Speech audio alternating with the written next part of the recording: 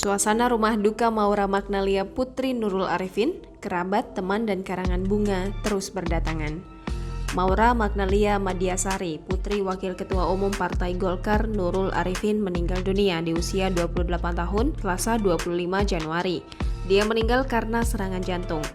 Terpantau langsung di Rumah Duka Ciloto 2, Puri Cinere, Depok, Jawa Barat, terpantau jenazah Maura Magnalia tiba di rumah duka pukul 11.54 waktu Indonesia Barat. Sang ibu, Nurul Arifin, masih sangat berduka atas kepergian putrinya yang dinilai sangat cepat. Nurul Arifin, yang juga politikus Partai Golkar, terlihat duduk dengan mengenakan kebaya putih. Sejumlah kerabat tampak memberikan dukungan agar Nurul Arifin tabah atas kepergian putrinya.